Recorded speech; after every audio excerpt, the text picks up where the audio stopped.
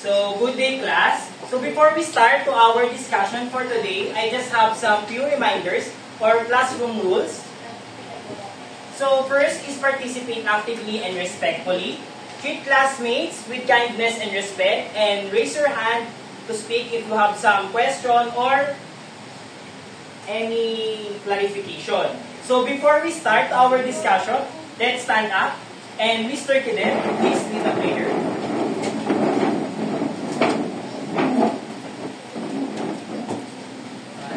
Let's pray. Lord, thank you sa aral at pinigay bigyan lakas and malusog na pangangagawa ng bawat isa sa aming Panginoon. And gawin niyo kami instrumento sa iyong mga Jesus, thank you, pray. Amen. Class, you may take your seat now. So, before we start, Miss Secretary, how many absent we have today? Wala nga. Okay, very good. Since all of you are present for today, give yourself a very good clap. Do you know the very good clap? Okay. So, very good clap is 1, 2, 3. 1, 2, 3. Very good, very good, very good. So, give yourself a very good clap. 1, 2, 3, go. Okay, very good. So, is there any assignment last week? Okay, very good. Next. So, since no assignment, all of you stand up again and do 5 jumping jacks.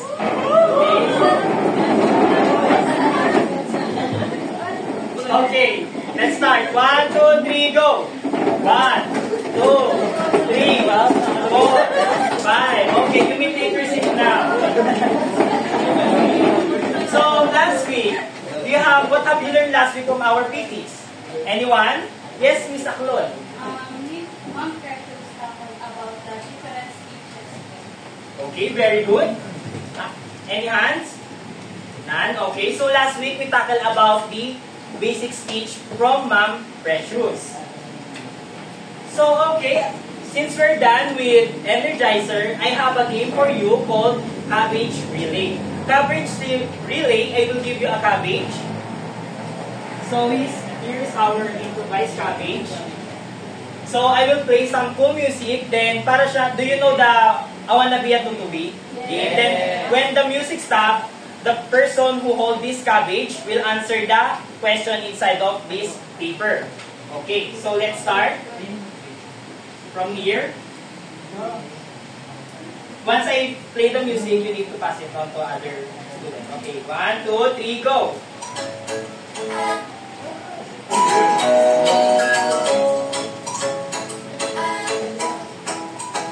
Okay. Miss Sally, stand up and get one of cabbage. Then, what is the question? Read it louder to your classmate. Okay. So, the question is, what food group helps build and repair muscles? Miss Celis, you have 5 seconds to answer. Okay, protein. Later, we will see if your answer is correct. Okay? 1, 2, 3, go! Stop. Okay, kay Miss Olive. Miss Olive, stand up.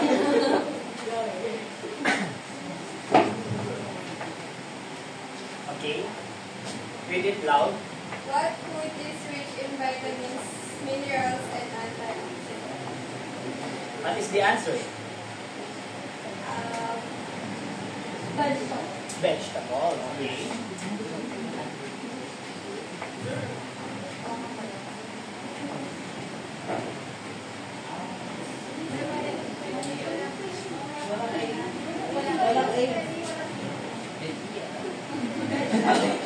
Tama ba?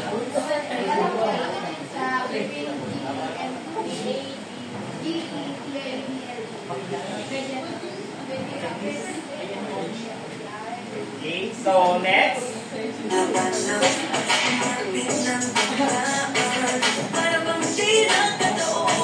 Okay. Person. Stand up and read it loudly. then say the answer. What food groups provide fiber, minerals, vitamins, and other nutrients? Fruits.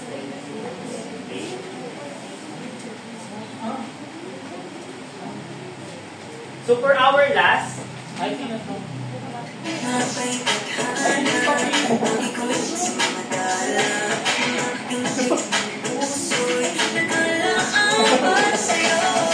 Okay.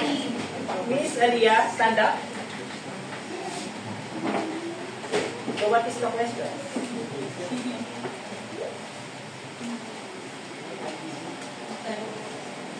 What food is crucial for health and can lower the risk of certain vegetables? Vegetables.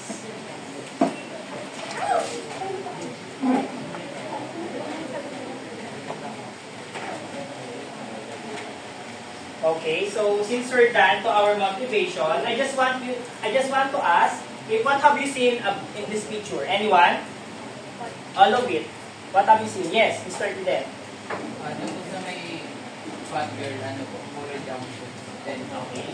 sa may pet, puro gulay-gulay. Okay, very good. Yes, Miss Aklon? Yung factor ko, puro unhealthy foods, puro pinakinawansis na. While yung sa bayad naman po, puro healthy food. Okay, healthy food. So, all of it, ano yung nakikita nyo? Start with letter F. Okay, food. Okay, food. And once we eat those food, what do we get from those food? Nutrients. Nutrition. Okay, very good. Because our topic for today is food and nutrition. So, food and nutrition. Yung ating tatalakayin kung ano nga ba yung kahalagahan nito sa ating katawan. So first, for our objectives, define food and nutrition in types of nutrition. Second, identify the basic nutrients required by the human body. And last, apply healthy diet by creating your own meal plan. So food and nutrition. Food and nutrition begins with food. Nutrition is the process by which the body nourishes itself by transforming food into energy and body tissues. So, yung lahat ng kinakain nating pagkain everyday, lahat yun may impact sa ating katawan. Gaya nga nasabi dito is energy, body tissues transforming. So, eating nutritious food can help our body to be in bodily function and make ourselves more focused in making such work like academic or assignments. And also food and nutrition, food provides essential substance called nutrients. Sabi nga nila Mr. Marson, na kailangan natin ng nutrients kung ano yung nakita natin sa picture kanina. So, I will group you into A, B, C. So, the A, read all of this sentence. Okay, 1, 2, 3. Normal nutrition refers to the typical food and drink consumed by individuals under everyday circumstances. Okay, letter B. Group B. Here. Group B, parang wala na kayong normal nutrition. Sige, 1, 2, 3, go! Eat and process like eating habits that sustain regular activities, promote overall health, and ensure proper body function in normal everyday conditions. Okay, so last, 1, 2, 3, go! This includes providing sufficient energy and essential nutrients to meet the body's basic needs in routine environments. Okay, so based on this, normal nutrition is the consumed individuals under everyday consumption. At circumstances, yung sabi dito sa normal nutrition ay yung need natin na ma-intake sa body natin in order for us to have a proper bodily function, normal everyday condition. Normal nutrition is also help us to do our physical activities, such as for example, PE. When we don't have normal nutrition that day, ano yung napipil natin? Pag di natin nakain yung mga bagay na hindi healthy, matamlay. Okay, matamlay. So next, under nutrition. Who wants to read? Anyone? Yes, Mr. Beller. Undernutrition is a condition where the body lacks essential nutrients such as calories, proteins, and vitamins, leading to weight loss, weakened immunity, and health issues. So sa undernutrition, based on this undernutrition is a lack of calories and proteins. As you can see in this photo, ano nakikita nyo? Okay, malnourished, undernutrition. Then under ng undernutrition, we have two diseases which called marasmus and kwashiorkor. Do you know the marasmus and kwashiorkor? No. So the marasmus is, ayun yung payat siya, tapos parang nagpayat siya, pati yung katawan niya, unlike here, yung may sugat-sugat siya sa mga balat niya, ganun, because of lack of proteins, yung mga vitamins, kaya siya nagkakaroon ng ganun.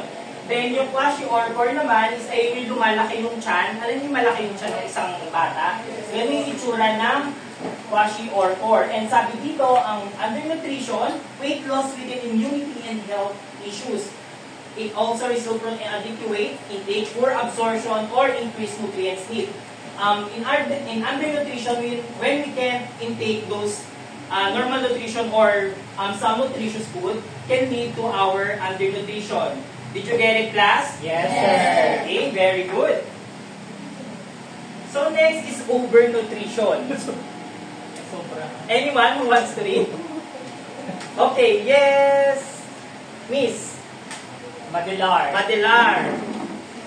Overnutrition. Overnutrition refers to the excessive intake of nutrients and energy over time. It is considered a form of malnutrition when it results in morbid obesity. Okay, Miss Madilar, stand up. What do you think is overnutrition? Ano po, parang na-over po sa pagkain ng mga pagkain. Okay, very good, Miss Madilar. So, Miss Madilar, give this to Miss Madilar.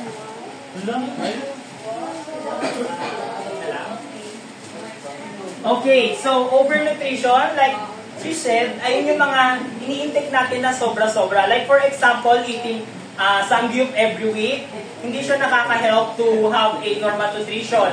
Ang energy na also consider a malnutrition kasi ang excessive na ng mga kinakain natin. For example, everyday tayo kumakain ng samgyup. Yan. If mga nagtitiktok kayo, meron doong isang TikToker na namatay kasi ang kinakain niya lagi fast food. Ang fast food ay hindi siya recommended for eating every week.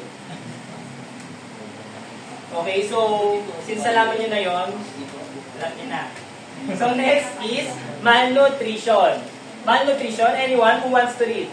Yes, Miss Aliyah. Malnutrition refers to an imbalance in nutrient intake, either from consuming too little or undernutrition or too much overnutrition or of essential nutrients. Okay, Miss Aliyah, stand up. So what do you think is malnutrition? Malnutrition po, nag-aano po siya ng pwedeng undernutrition or overnutrition yung pag-tipo ng Okay, very good. So, Miss Aliyah. Okay, so sabi ni Miss Aliyah, pwede siyang mag-lead a undernutrition and overnutrition. Because, hindi lang porket sinabi natin undernutrition ay naagad yung ano siya sa undernutrition to malnutrition.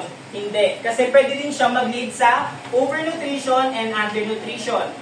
Because, pag sumobra, hindi healthy. Pag puno lang, hindi pa din healthy. So, dapat ang kailangan natin is balance. Ano yung kanina? Yung pinakauna? Normal. Okay, normal nutrition. Sino yun? Sir, you. Anong apelido? Okay. Bakit kailangan natin ng normal nutrition?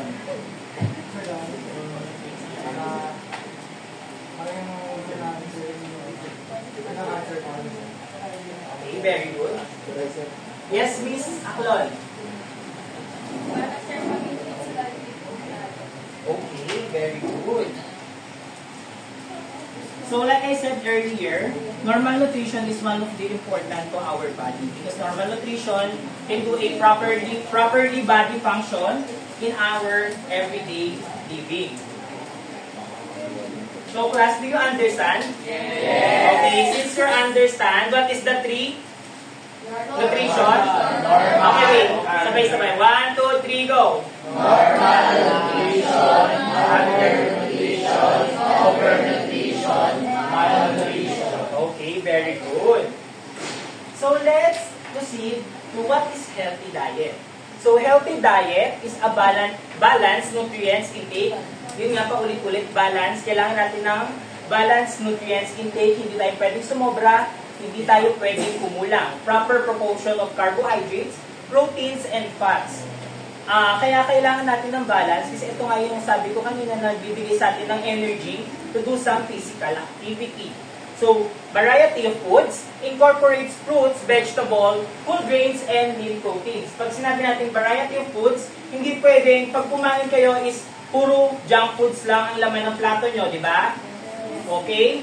Ang kailangan ng variety of foods, for example, meron kang for whole grains, for fruits, for vegetable. Kumbaga, yung plates natin when we eat every day, dapat meron siyang separate nutrients na makukuha ka dapat sa pagkain na iyon.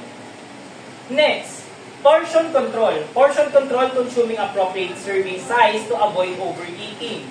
Kailangan control din natin yung pagkain natin. Hindi porket, like for example, nag-workout ka or sabihin natin nag-lose ka ng weight, nag-jogging ka or you do some workout activities, hindi pwedeng after nun is sabihin mong deserve mo ng 2 cup of rice, deserve mo ng isang full chicken, ganyan. Kasi ang kailangan natin is portion control kasi it would lead us once we overeating, it would lead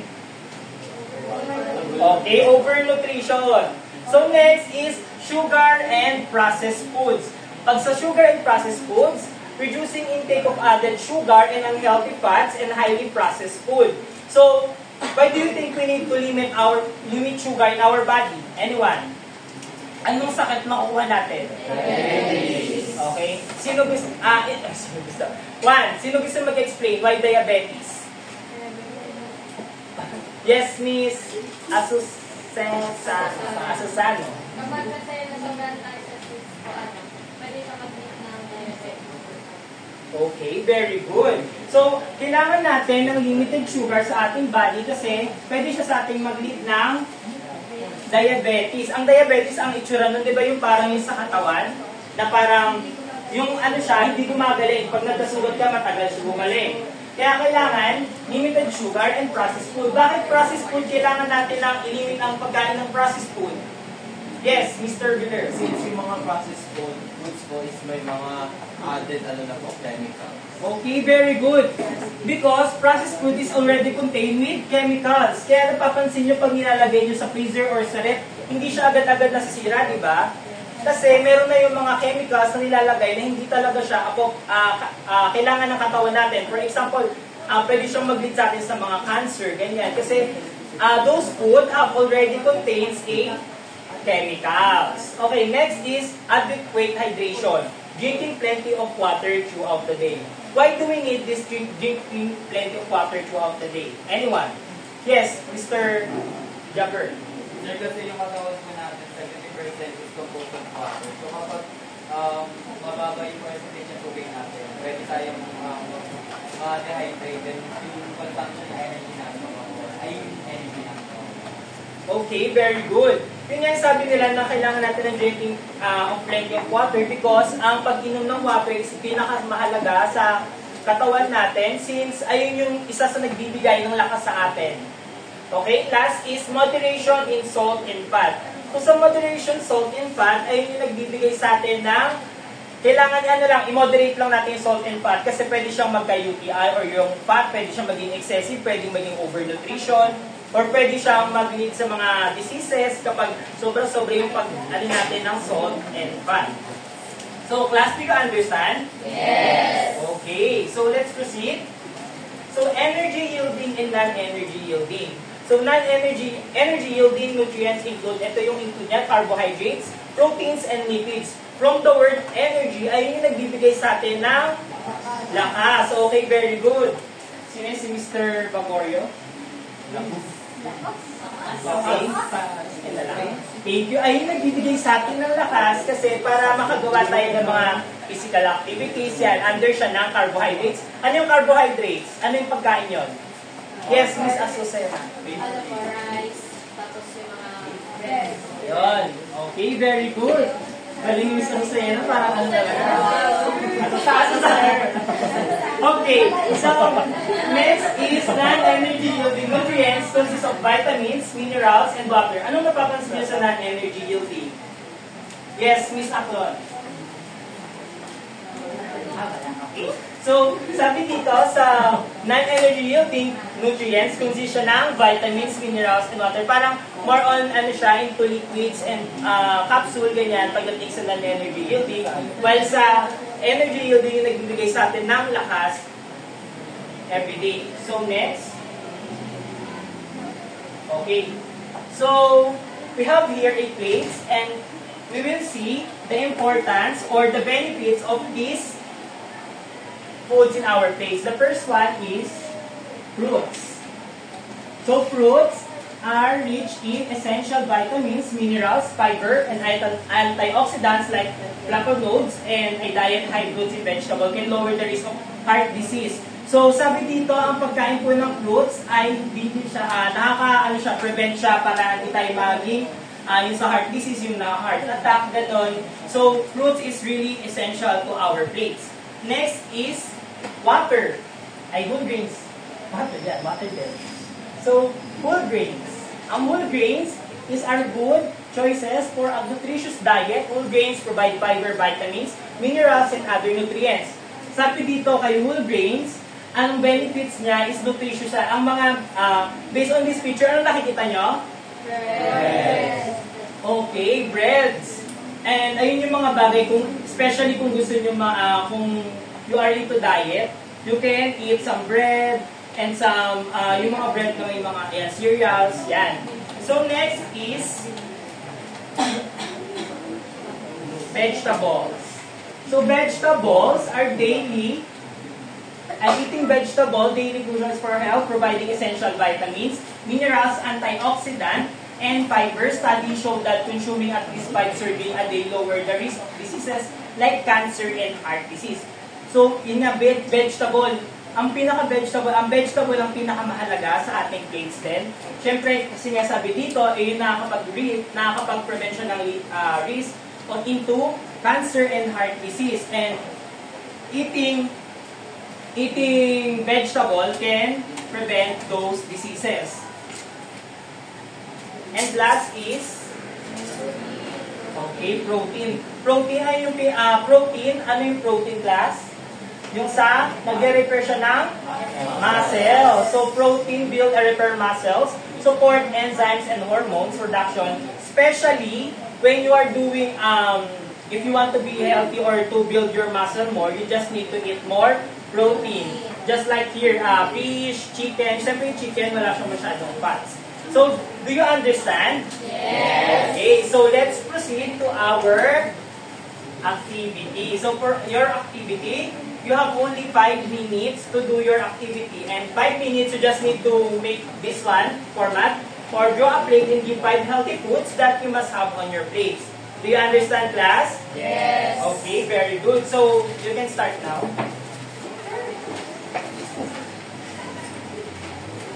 Ikot ako titignan ko. 5 minutes lang.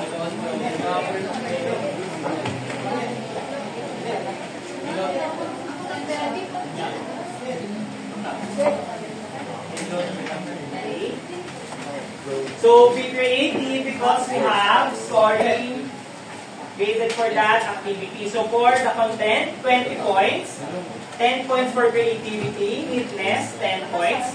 Timeliness, 10 points, and total of 50 points. So, you may start now.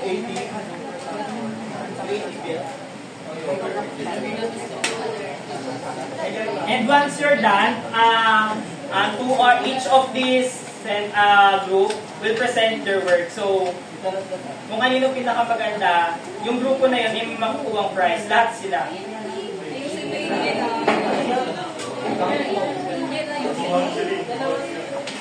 So, pumili kayo ng representative dyan na pinakamaganda yung gawa.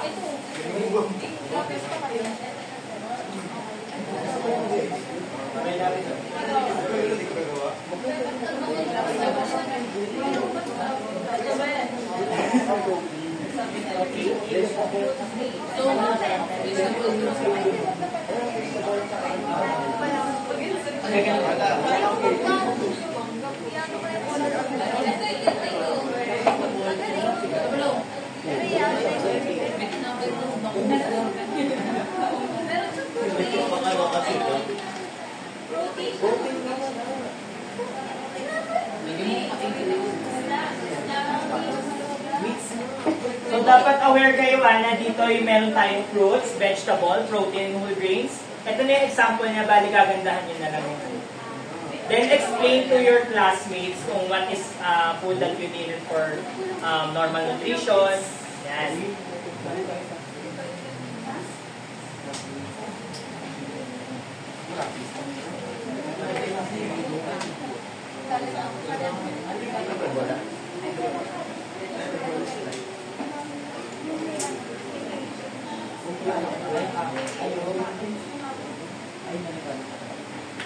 So, pagandahan to kayo bahala kung anong ano nyo. Kunyari, may drawing, tapos kahit lagyan nyo ng kahit ano, basta may isa sa inyong representative, then more on dapat ano siya. Matatakal nyo yung topic natin for today para hindi nyo manalalo.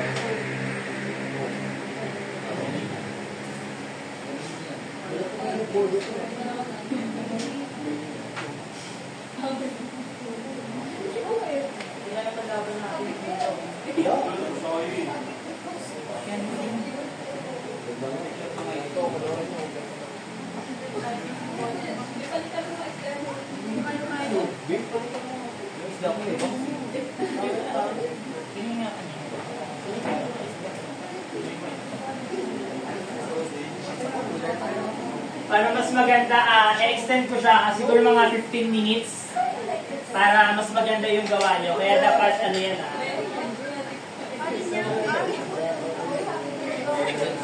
Kaya may gumawa ng figures. Buhay mo yan.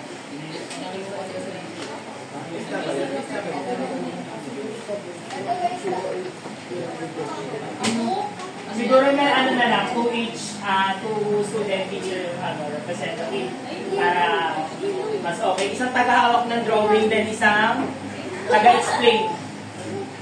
Ganyan. Siyempre, tuturo ng taga-drawing. For example, mas okay na, kunyari dito, kunyari ako yung mag-explain. Tuturo-turo kayo dito para malaman natin kung yung drawing nyo ba is fit talaga siya sa explain nyo. Okay.